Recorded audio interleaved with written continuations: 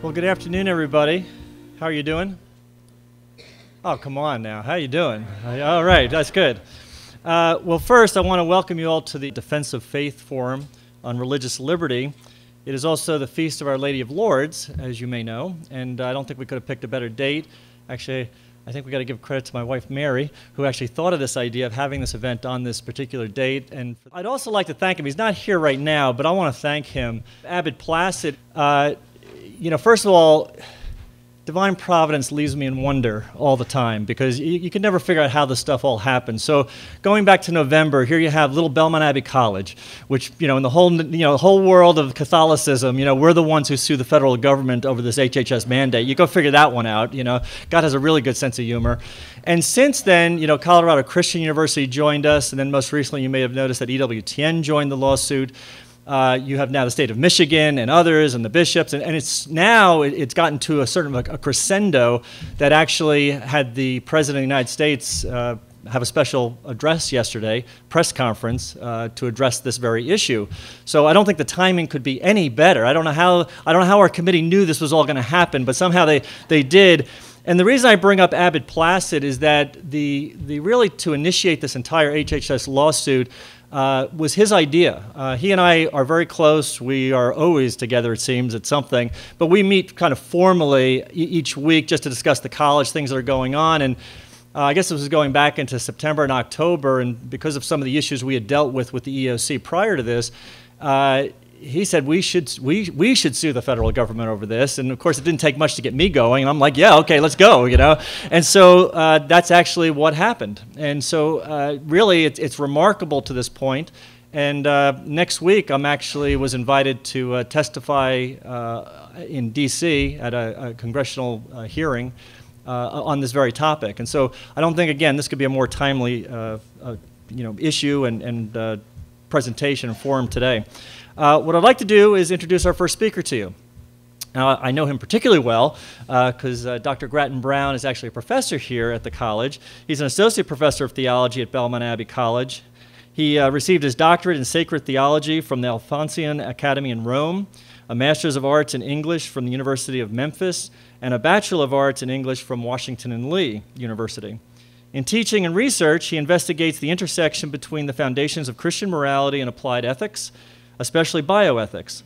He has written on rights of conscience in healthcare, stem cell research, and medical futility, and presented his work in conferences sponsored by Belmont Abbey College, Houston Baptist University, Notre Dame University, Baylor University, Union. You get the idea. He's been in a lot of places doing a lot of talks on bioethics.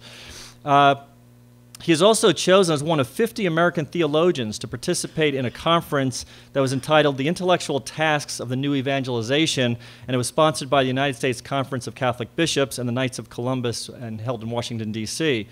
He has contributed articles to the National Catholic Bioethics Quarterly, Christian Bioethics, Catholic Health Care Ethics, Manual for Ethics Committees, the Encyclopedia of Catholic Social Thought, and the New Catholic Encyclopedia. And so we're very fortunate to have him with us today, so will you please join me in welcoming Dr. Grattan Brown. Thank you.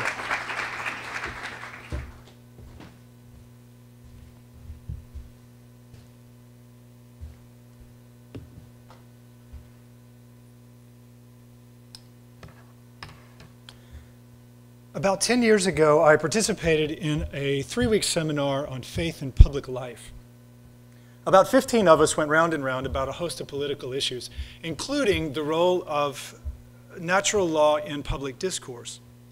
And one of our number was an African priest with plenty of pastoral experience and a very good familiarity with the political issues facing his country. And at the end of a long discussion about natural law, he said, people dismiss the natural law and then come back around to arguing something like it.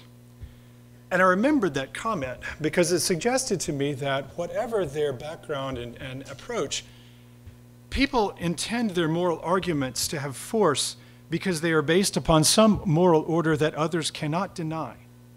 That the authority of their conscience comes somehow from a grasp of this moral order, and that arguments based on other grounds, such as personal or corporate interest and authority, while worthy of respect in certain circumstances, do not ultimately decide the meaning of moral right and wrong. Now, this idea was grasped centuries ago. In Sophocles' play Antigone, it illustrates the existence of such a moral order unbound by any particular religion. As some of you might know the story, the heroine Antigone buries her dead brother, and in so doing, she defies an order by King Creon of Thebes, who had interdicted the burial of such rebels during the Civil War on the basis that they were traitors. When Creon confronts her, Antigone appeals to a law prior to human law. Creon to Antigone, "You, tell me, not at length, but in a word, you knew the order not to do this thing." "I knew, of course I knew." The word was plain. "And still you dared overstep these laws?" "For me it was not Zeus who made that order, nor did that Justice who lives with the gods below mark out such laws to hold among mankind. Nor did I think your orders were so strong that you, a mortal man, could overrun the gods' unwritten and unfailing laws. Not now, nor yesterday's, they always live, and no one knows their origin in time." For her crime, Antigone was executed. She recognized a law that must be followed despite the opposition of civil authority, even perhaps for the good of civil authority. While Creon enforced his law with death, Antigone's sense of love and justice enforced a law in the heart and in the conscience. Thus, she willingly suffers death rather than do evil, knowing that this law would ultimately vindicate her. Now, almost 65 years ago in our own era, the law court at Nuremberg famously invoked natural law to vindicate the victims of the Holocaust. In an address to the French Bar Association in 1946, Chief Justice Robert Jackson said, "There is something fundamental about the basic relations between legal right and wrong, which changing governments, save for the ruthless experimentation of the Third Reich, do not try to change and cannot change any more than they can change time or tide." I believe that in international affairs as in domestic affairs, we can from time to time discover these basic relationships which must be respected if we are to have an international order of peace and justice. Basic relations between legal right and wrong cannot change, which must be respected if we are to have an international order of peace and justice.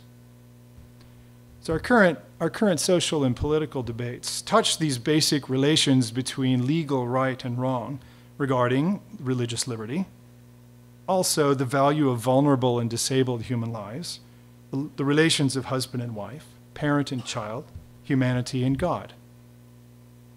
Judge Jackson, in his time, was under no illusions that the social and political circumstances create widespread confusion and controversy about how legal right and wrong should be worked out in practice.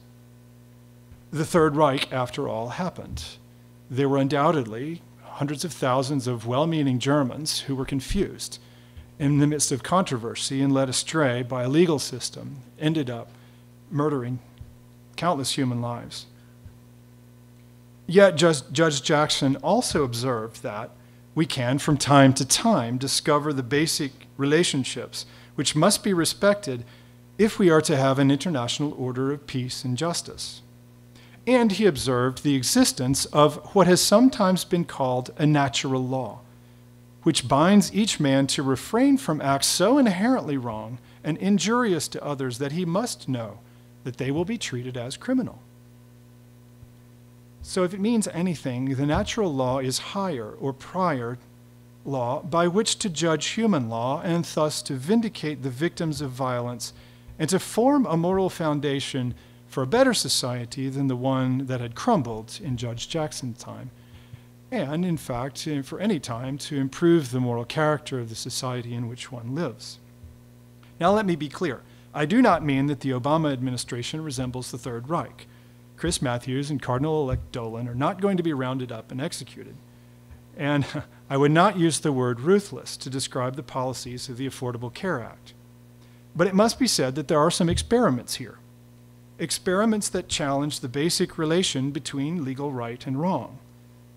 For instance, challenging the liberty to articulate religious doctrines, live by them, organize institutions according to them, and also challenging the respect due to marriage by promoting more sexual activity that is unencumbered by the possibility of children, and doing this by lowering the cost of contraception and by funding abortion. So this experiment requires overcoming opposing arguments, including those of the Catholic Church, or requires silencing those arguments. Without complete success in overcoming those arguments, the current political strategy seems to be to silence them. Denying the freedom of social institutions to translate their moral convictions into institutional policy may be one of the most effective means of silencing the moral arguments that explain those convictions.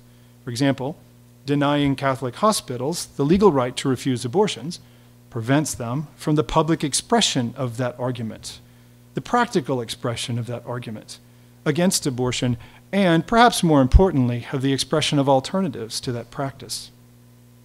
So the recent HHS contraception mandate touches those, quote, basic relations of legal right and wrong regarding religious liberty, marriage, sexuality, and children.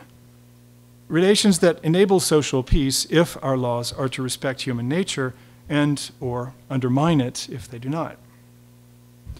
So we might ask, if the natural law is one of those fundamental yet unspoken bases for all moral claims, as the story of the African priest suggests, and if the natural law is essential knowledge for avoiding suffering and making meaningful the suffering necessary to follow the natural moral law, as Antigone shows us, and if it has ultimately and sometimes vindicated those who suffer unjustly, as Justice Jackson supposes, why is the natural law so unknown and so ignored? Well, first, there's the rejection of human nature itself. To reject human nature is to reject that today we share something that people 3,000 years ago also had. That certain types of relationship and action are necessary for the flourishing of people in society. And to reject a shared human nature is to reject shared foundations for our aspirations and our social goals. And if we reject a shared foundation for that, then we reject a shared foundation for at least the most common moral norms guiding actions to fulfill those aspirations and those social goals. So, for example, there's a school of thought called social constructionists. This school of thought holds that, quote, nature is a socially constructed term designed by those in power and dominant position in society to oppress other groups. According to this line of thought, the dominant group uses nature to justify existing power relationships as part of the design of nature, not the design of those in power. According to this logic, natural law arguments against religious liberty, gay marriage, contraception, in vitro fertilization, abortion, and euthanasia would not be engaged as arguments on their merits, but are immediately interpreted as reflecting ill will and dismissed as promoting injustice. This logic might also motivate laws and policies to restrict religious liberty as much as possible. Moreover, rejecting nature eliminates God and nature as possible foundations for moral and legal authority and leaves only civil law as a foundation, established by the power to legislate and often justified by social scientific data. A second reason why the natural law is unknown and ignored: plural views of human persons and thus of human nature, even among those who argue for the natural law. In other words, we can't agree on human nature. How in the world are we going to get natural law? A common understanding of morality. If human nature exists, well, we would expect that there be some common understanding about what belongs to human nature. Well, there's not so much in our society. And in fact, a recent anthology of bioethics identified a bewildering number of theories of persons as immaterial souls, ensouled bodies, human organisms, psychological functions, well, I've ran out of fingers on one hand, constituted by bodies, relational beings, and self-conscious beings. Add to this a Christian view of the human person as created by God, open to grace yet subject to sin, a union of a soul and body who is intelligent and free, yet struggling to form a conscience and achieve excellence in eternal life. These plural views of human nature do not mean that nature and the natural law do not exist, but certainly mean that they are difficult to grasp and to use. Another reason why the natural law is difficult to use: life is complicated. The general principles of the natural law are: do good, avoid evil, take care of yourself, your physical and your spiritual needs, govern sexual relations reasonably, and place sexual activity within marriage, beget and educate children, inquire about truth, especially the truth about God, about oneself, about one's society, the rest of creation, about human origins, purposes, and destiny. Base one's action upon the truth and avoid those actions that undermine all of these goods. Now, as circumstances complicate our situations, especially our political and economic situations, things are not so clear. There's less certainty about what is moral good and evil. So most people recognize that forced religious conversion is wrong, but we should expect controversy on how religions handle controversial social practices. Likewise, most people believe that murder is wrong, but we have controversy about abortion. Is it really killing? Or don't these circumstances justify it? And most people recognize that wanton promiscuity is wrong, but we can expect controversy about contraception. Does it really undermine marriage? Does it lead to violence and adultery? And the list goes on.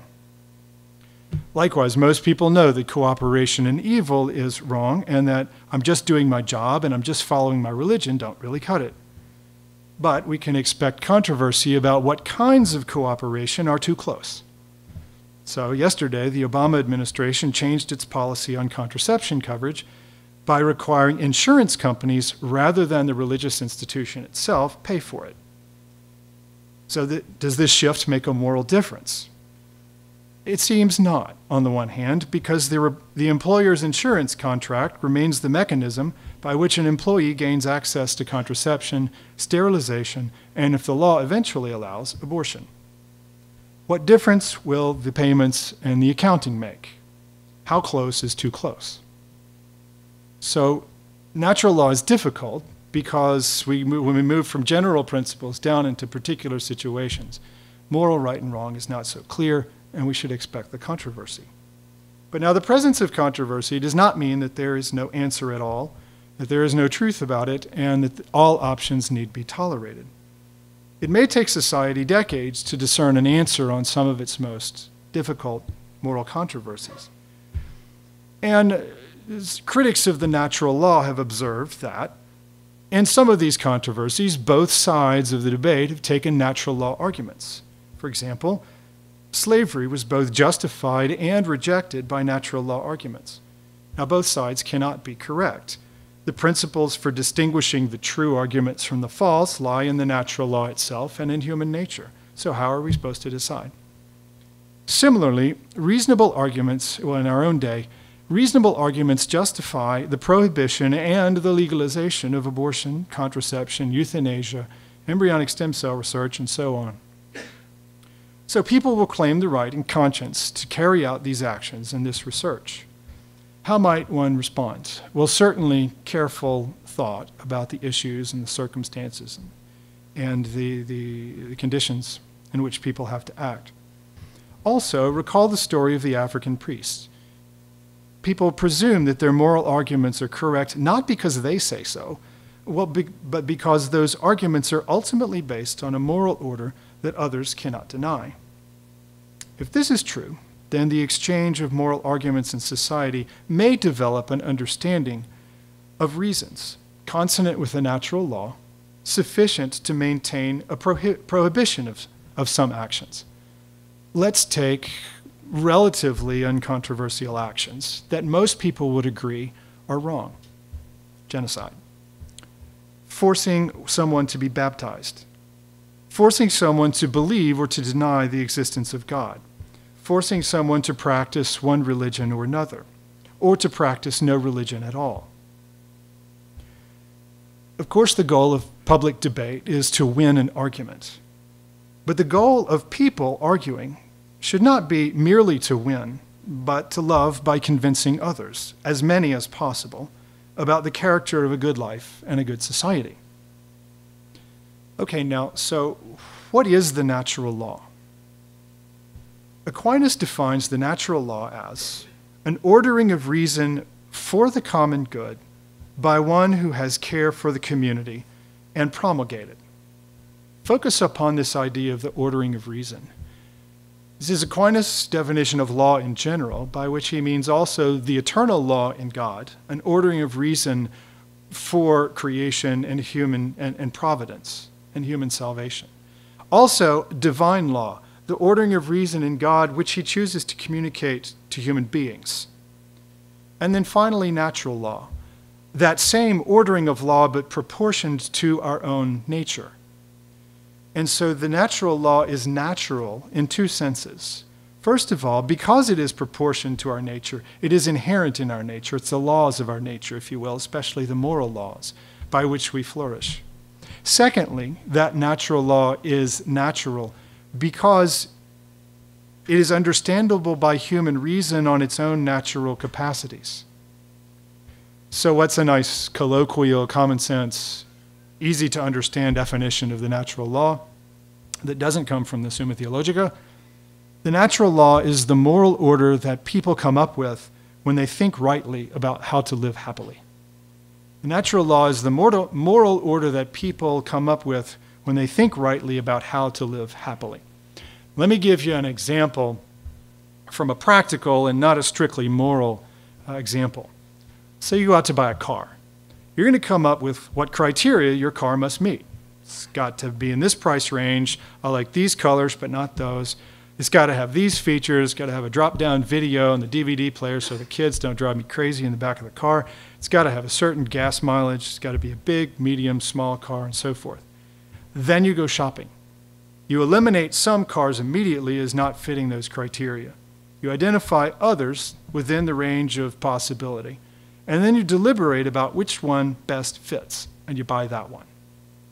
Now, apply this analogy to human reflection upon how people should live.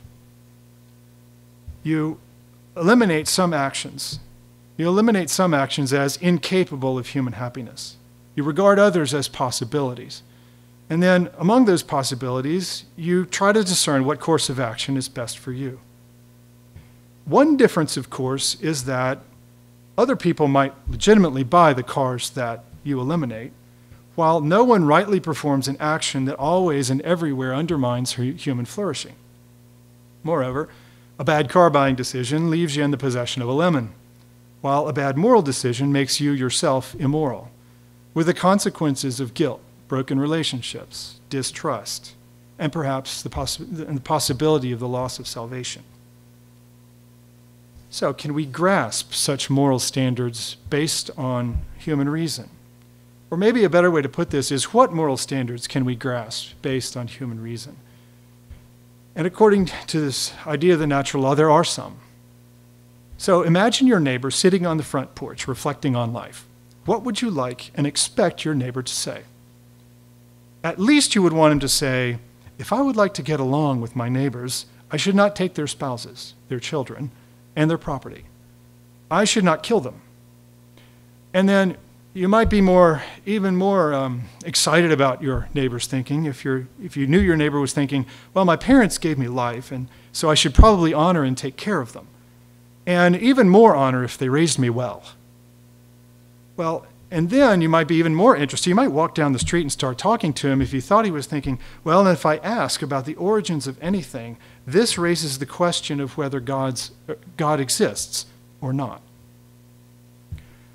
Even before your neighbor you and your neighbor seek an answer to this question, you might see and express the importance of this question in several principles. First, whatever is the answer to this question, It represents a truth that does not depend upon you or your neighbor. God is real or God is not. And if so, God has a certain way of being. God is not my God, but the same God for everyone. If God does not exist, this too is true for everyone. Secondly, if God exists, then God should be worshipped, especially if all-knowing and all-loving. There may be different types of worship acceptable to this God, but there are certainly false ones too. And finally, if God is God for everyone, then how I treat my neighbor matters to God as well as to society. And so the Hebrew prophets castigated their people for idolatry, infanticide, and the neglect of the poor. And Jesus warns us that, as you did it to the least of my brethren, so you did it to me. And thus, no person can really separate their social action from their faith, and churches cannot separate their doctrines regarding contraception from their religious beliefs or their concern for the well-being of each member of society. So some will object that these moral standards come from religion, and in particular the Ten Commandments, not from reason. But we all note similar reflections of other beliefs in the traditions are widely known. The Eightfold Path of Buddhism overcomes suffering by right understanding, right thought, right speech, right action, right livelihood, effort, mindfulness, and concentration. And the moral code of Hinduism includes non-killing, truth, duty, compassion, fortitude, self-restraint, and purity. Now, the Catholic Church bases its own argument for religious liberty not merely upon revelation, but also on the natural law. And the Church's teaching on religious liberty, based in particular on the natural law, recognizes that there is this truth about God, and there are right and wrong ways of responding to that truth. And so in the document Dignitatis Humanae on religious liberty, written and promulgated by the Second Vatican Council, the Council wrote in the very first paragraph of Dignitatis Humanae, on their part, all men are bound to seek the truth, especially in what concerns God and His Church, and to embrace the truth they come to know and to hold fast to it. This obligation to search for the truth about God seems to some like a limitation upon human freedom. It's not. Rather, the truth about God answers the questions that concern every person in every generation. Who am I? Where have I come from? Where am I going? Why is there evil, suffering, death? And what is there after this life, if anything? So the truth about God is therefore fulfillment of freedom. It's an answer to questions. The Church recognizes then that no authority, even its own, should coerce belief. And so in that same paragraph in Dignitatis Humanae, the first one, it writes, the truth cannot impose itself except by virtue of its own truth, as it makes its entrance into the mind at once quietly and with power. The Church imposes no moral order, much less a political order, upon society. Yet the Church recognizes that true answers do exist about those questions that concern everyone, including those basic relationships between legal right and wrong, of which Justice Jackson spoke. Grasping these truths in society, in other words, for people to actually grasp and be able to reflect upon these truths, grasping them have certain requirements. Free inquiry, the ability for free inquiry into religious matters, the ability to organize with others to learn and to discuss those matters, the ability to establish social institutions to show how these religious beliefs are lived out in society and may benefit society, the elimination to all of the above ability, the elimination of barriers to all the above abilities, and due regard for the public order.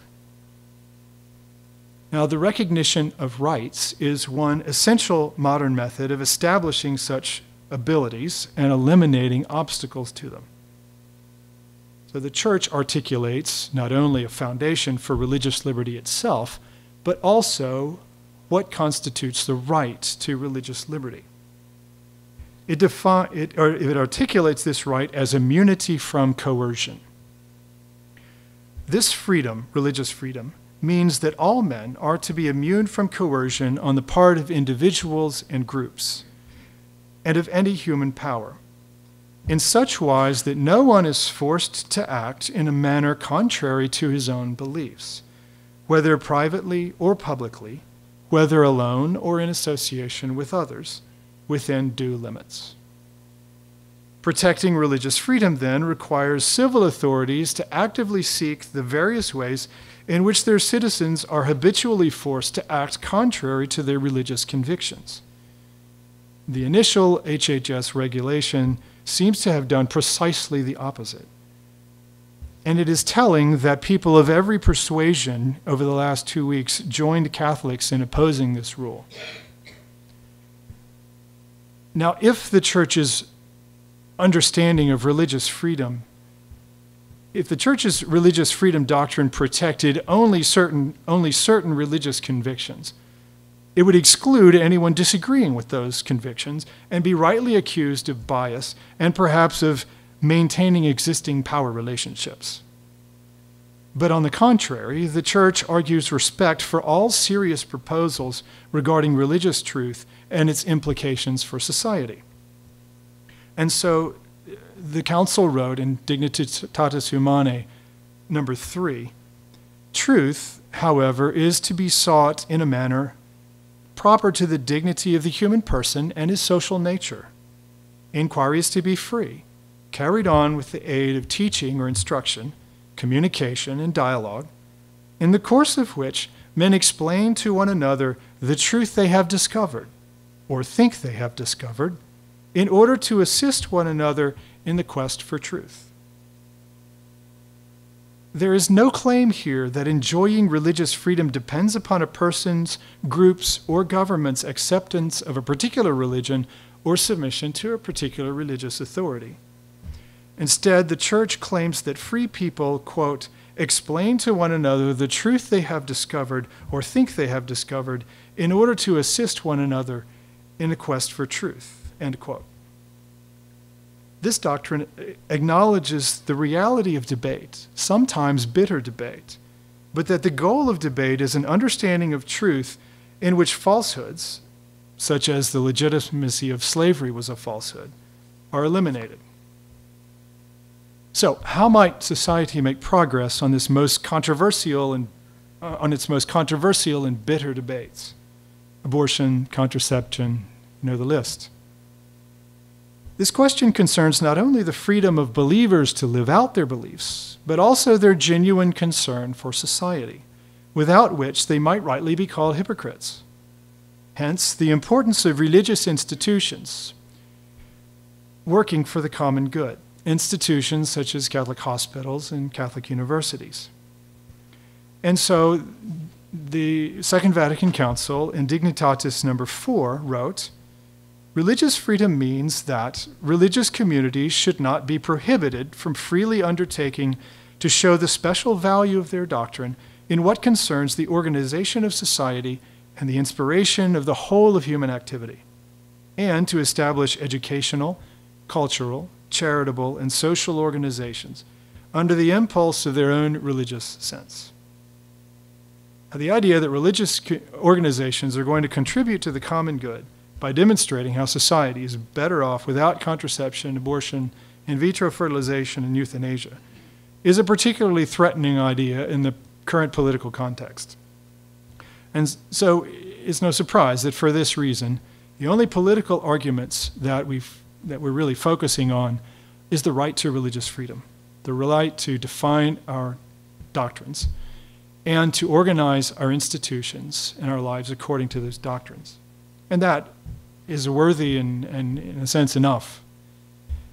However, we can't lose sight of the bigger picture because, in fact, every side of all of these debates recognizes that what is at stake is the accumulation of knowledge and moral arguments which over time will justify or delegitimate certain practices in society.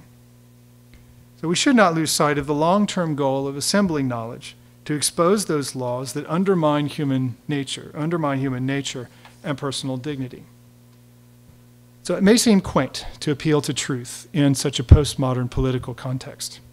But even here, truth matters, and the political arguments even show this.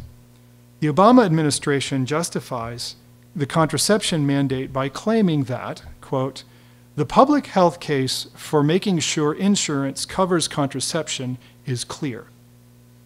And it justifies, and it seeks to avoid the abortion debate by claiming that hormonal contraceptives are not abortifacients. But both of these claims are questionable. Are they true? Let's take the question first, the claim first, hormonal contraceptives are not abortifacients.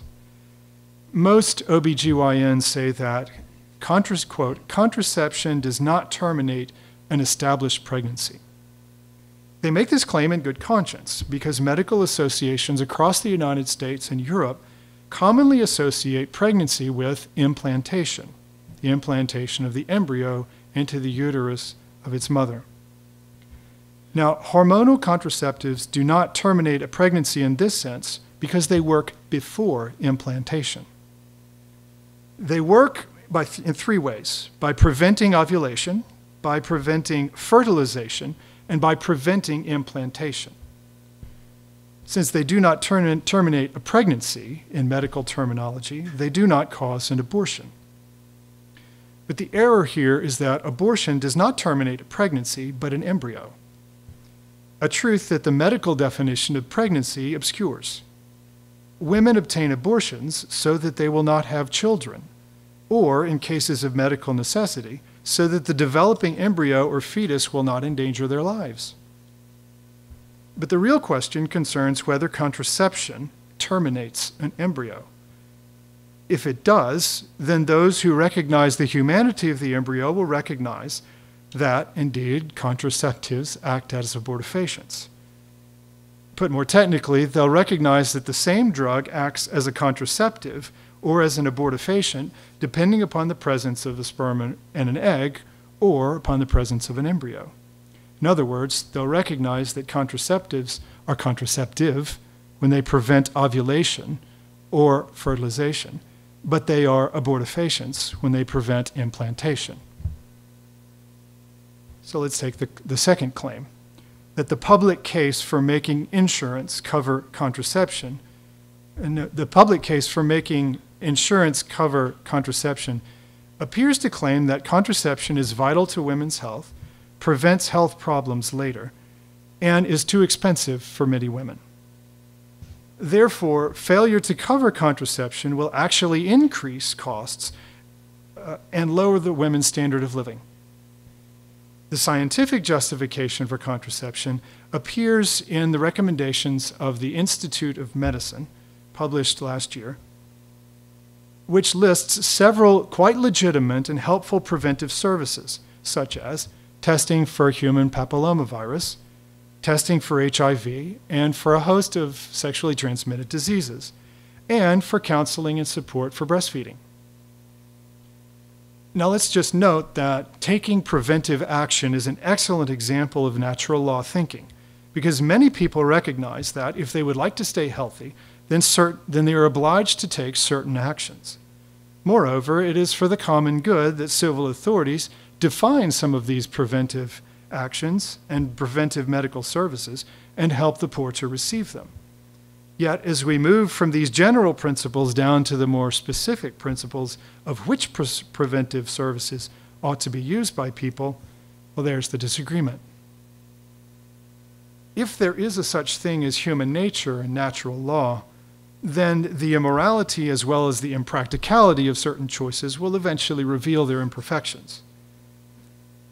In addition to the mandate to fund contraception, there's also a mandate out there to vaccinate early teens for human papillomavirus. And this is thought to promote freedom of choice and, perhaps more importantly, protection against poor sexual choices made by teenagers. But now, from another perspective, it also presumes a culture of promiscuity. It presumes people are going to have sex, therefore we must vaccinate everyone. So it seems fair to ask whether the public case for making insurance cover contraception that Kathleen Sebelius claimed to be so clear is in fact a contribution to the common good, or rather a grave social mistake that makes a sort of self-fulfilling prophecy out of the imperatives to test for human papillomavirus, HIV, and STDs.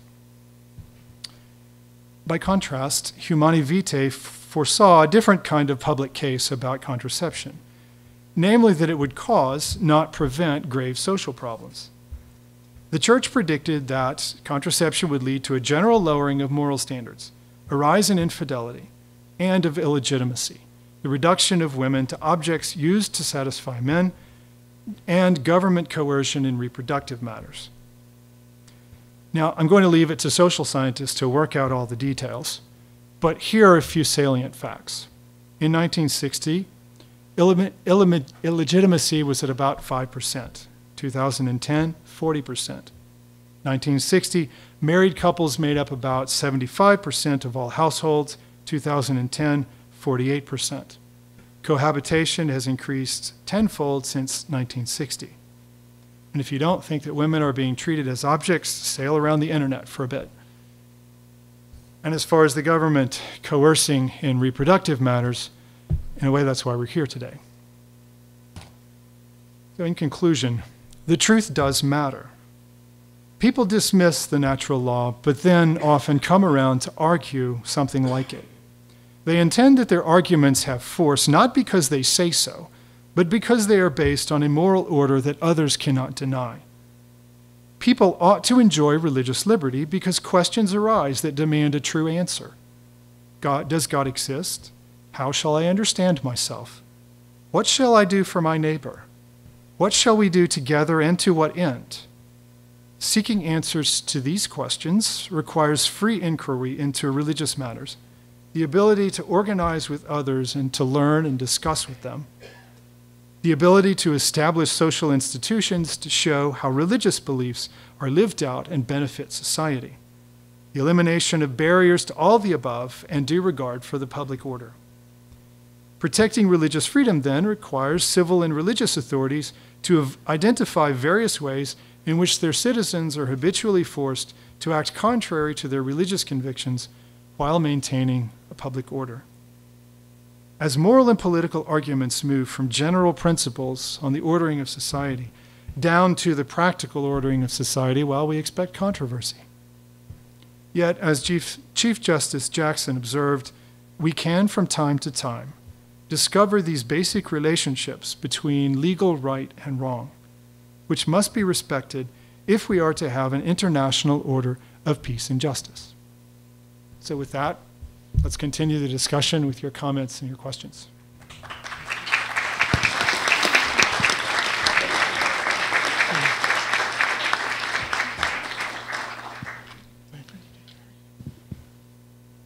I've got the microphone over here, and I will bring it to people.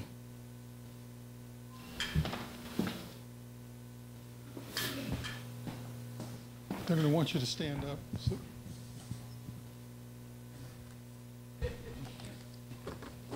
In the Old Testament, in Genesis, Sarah, the wife of Abraham, gave to him a slave, Hagar, who bore him the child Ishmael.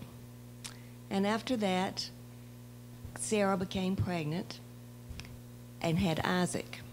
And from that lineage, we have the Jewish people continuing. Now, I need to ask you, should a man have been given a concubine to have another wife, or should a man just have one wife?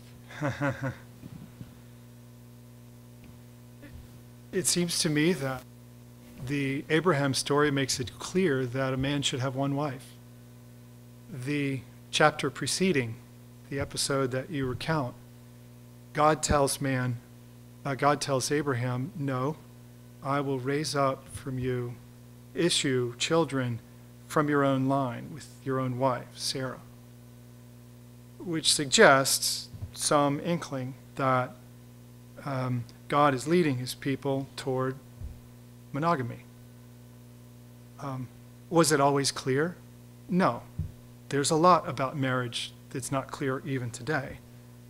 But indeed, I think if you follow out not only revelation but natural law, leads you to the conclusion that marriage is a union of male and female, one and one.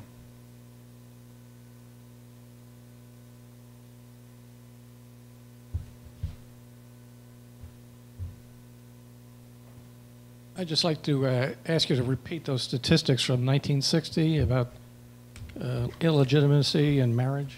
Yeah. What I found was 1960, illegitimacy at 5%, 2010 at 40%. And I don't remember the source, but I can get it for you if you want. Do you want the others? Well, cohabitation increased tenfold. Married families in 1960 make up 75% of households. In 2010, 48%, or just about 50%. It's funny how we can almost feel like we're doing well, and when you put statistics like that on the table, it's kind of an eye-opener.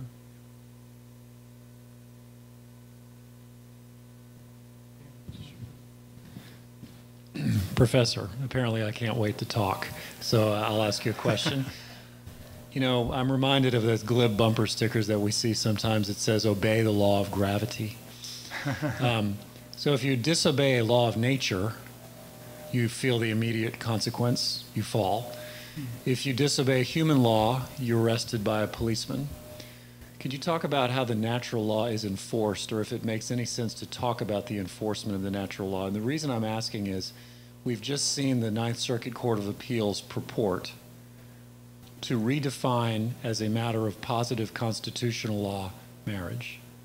And I was just wondering what enforcement we might expect from that breach of natural law.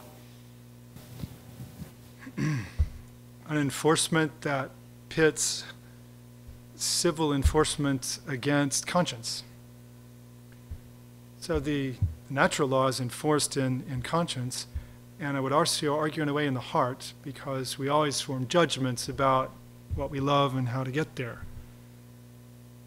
How is it involved? The natural law is enforced in conscience through reflection, education, formation, experience, to where one comes to, over time, recognize that certain actions are wrong everywhere, or wrong in my circumstances, or wrong here and there. They are enforced in, I think, particularly in broken relationships. And Catholic theology, for example, has examined how the spouses look different to each other depending on whether they're contracepting or not, right?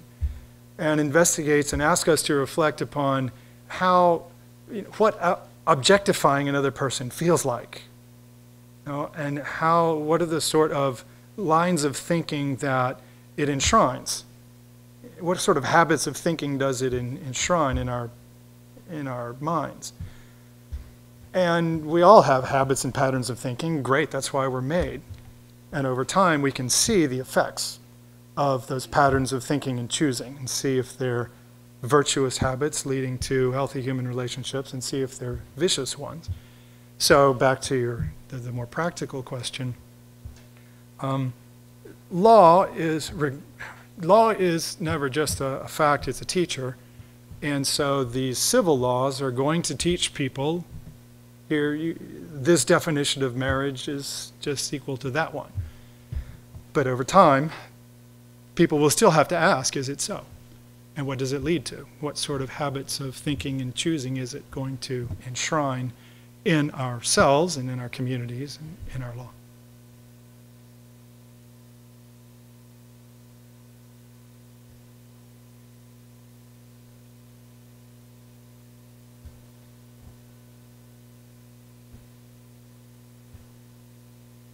Professor, if the medical community has defined conception as implantation, and we hear life begins at conception, does the church then define conception as fertilization? And what are the arguments for, what are the arguments for life beginning at fertilization as opposed to implantation? First step, clarify the terms. And I'm for allowing scientists and doctors to define the terms as they will, as long as they're consistent and clear about what they say.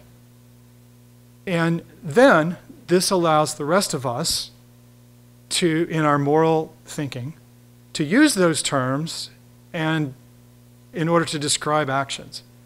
And so if we're going to talk about the beginning of life, then we have to pick a term that is clear and stable.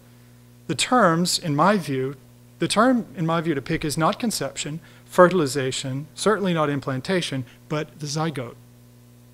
Does human life begin with a zygote? Right? It's associated with fertilization, as fertilization is currently defined by the scientific community as the union of a sperm and an egg. This produces a zygote. And that focuses you on the thing itself that is or is not a person. And then the question is, okay, then abortion is that which terminates a zygote or a fetus or a baby, which is the proper way of understanding abortion. So that's the way that I would suggest approaching it. I think it's a clear way that allows the scientific and medical community to define the terms that they use, and yet at the same time forces them to define terms that clearly enable us to discuss matters in a clear and meaningful way.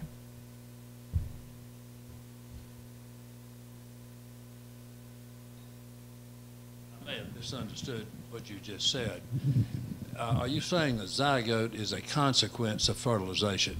Yes, the zygote is the one-celled organism, person, that is the result of the union of sperm and egg at fertilization. Right? Now, I think you'll find some definitions of fertilization at implantation. Some of this is the result of the abortion debate, where people want, and the contraception debate, where people always want to define whatever it is at implantation, so contraception can never be seen as an abortifacient. But what you have to do, you have to identify, well, what implants? It's an embryo that implants. So let's just talk about what gets aborted, the embryo. And so maybe the term to use is not zygote, perhaps that's too scientifically technical. A zygote is a one-celled embryo that results from fertilization. So let's use embryo. Implementation. No, it's the embryo implants in the uterine wall after about 5 days. But at the moment of conception, as conception is classically understood as the meeting of a sperm and an egg, at that moment, conception, fertilization, you have emerge a zygote, which is also called an embryo, which then begins to develop, eventually implant, develop into a fetus, be born as a child, end up like you and me. More? Okay. I just wanted to ask you, it seems to me like you're associating the use of contraception with the lowering of moral standards. Now, as I understand it, contraception in the form of condoms and such has existed for hundreds of years. So are you saying that moral standards have just recently started lowering, or are you saying that they've been consistently falling for the past 100 years, or several hundred years? They, human moral standards, probably in every age, you can find some pretty low points, depending on where you look in the world. But over the course of the last century, contraception was made much easier, more available, very widespread. The HHS is trying to make it even more widespread by making it cheaper precisely to those who want to use it. And so there are a lot of causes for the lowering of moral standards. The claim is that contraception is one of those causes. And so it allows, what does it do? It allows sex without children. And you don't have to think then about having children in order to have sex. Also don't have to think about commitment, relationship, all the things that normally follow upon sex with children. Wait a minute, sex with a spouse or a partner that could lead to children. You understand what I mean, right? And so without those limitations, sex becomes, let us say, freer. And if indeed most of us do recognize that there's something wrong with wanton promiscuity, and contraception enables that, then yeah, it would lower moral standards.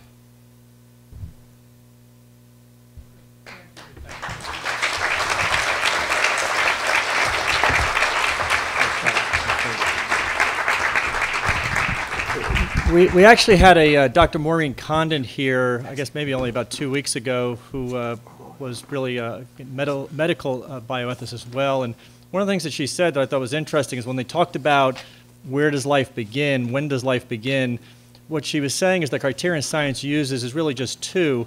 First is, at the moment that egg and sperm come together, do you have a new material? Is there something new created there? And the second thing was it organismal? In other words, was it an organism that was self-organizing or not? And so I think based on the answers I heard from her and where I think science is, I think it's pretty clear that life does begin at the moment of conception when the egg and the sperm come together. So with that, we could have more discussion. We have about 10 minutes. We're going to try to keep this on time today because we have Mass at the end of the day for those that would like to attend. So for the next 10 minutes, you're free to wander about. I think there might be something out here. We'll see.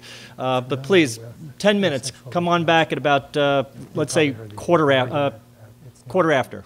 Thank you.